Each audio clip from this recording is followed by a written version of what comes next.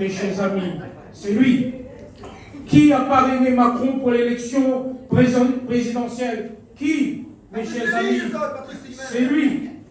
Qui a fait campagne pour Macron? C'est encore lui. Qui a dit Macron est l'homme de la situation? Mes chers amis, rappel à ça. Qui? C'est toujours lui.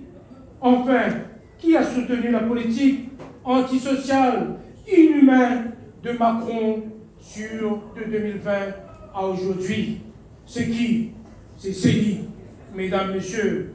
Donc, quand j'ai dit tout à l'heure que Macron doit partir, permettez-moi de dire que Célie doit aussi partir et quitter Saint-Benoît.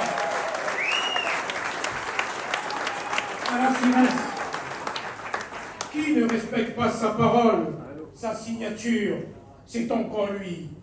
Et quand j'aborde cette question, j'ai une pensée pour un ami, le maire de Saint-André, se présent ce soir, Joël Bétier.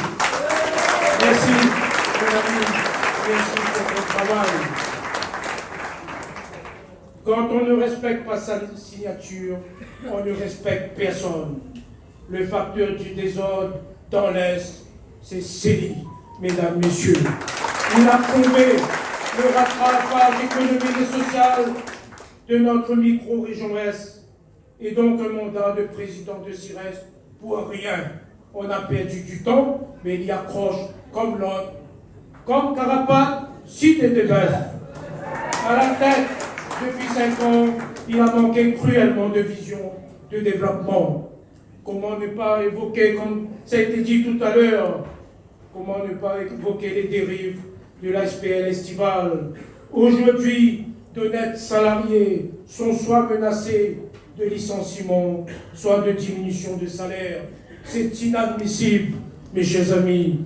Déloupé aussi au compteur, notamment avec le concert de Réma, organisé par Cartel Prod, et le gros retard à l'allumage dans la crise de l'eau à Saint-André.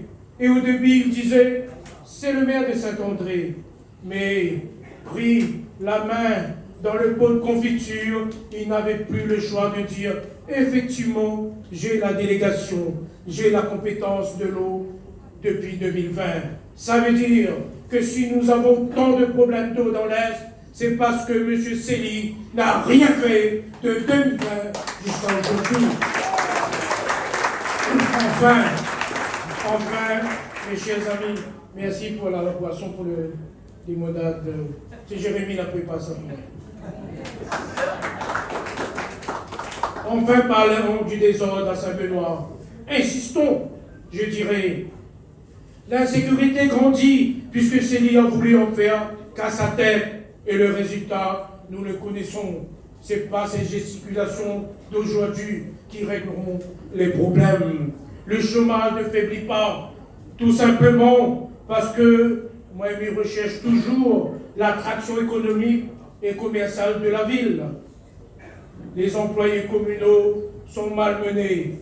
Et je vous demande, mesdames, messieurs, d'encourager les employés communaux et de dire aux autres, c'est beau, mais là, une nouvelle équipe qui arrive en 2026.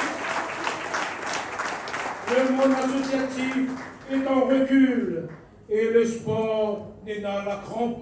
La crampe, il ne bouge plus parce que la politique du sport à Saint-Benoît est déficitaire. Le GHR, qui normalement doit réanimer nous, les affaiblit. Parce que là aussi, qui est à la présidence du conseil de surveillance, c'est encore lui. Et je suis encore, comme j'ai dit, à la recherche du développement économique de Saint-Benoît. J'entends les gens, j'écoute les uns et les autres, et cette détresse ne me laisse pas insensible.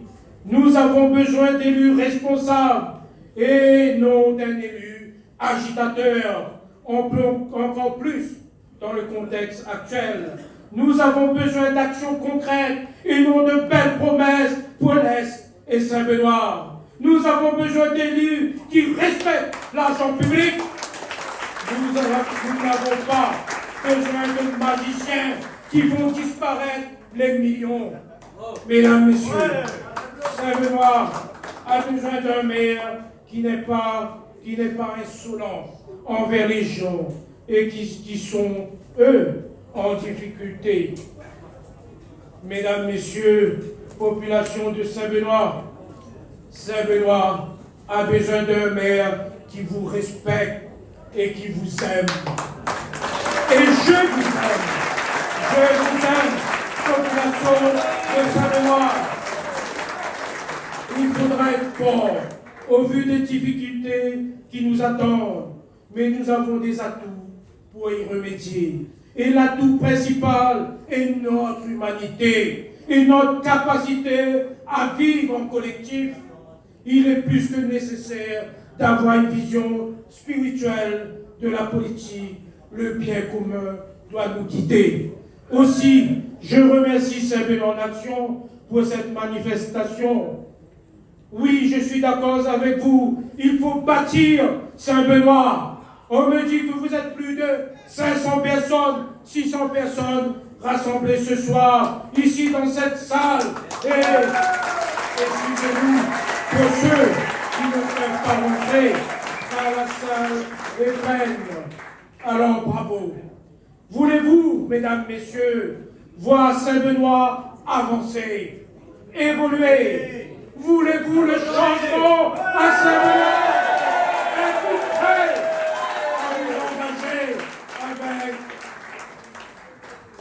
une équipe et pour faire vivre Saint-Benoît?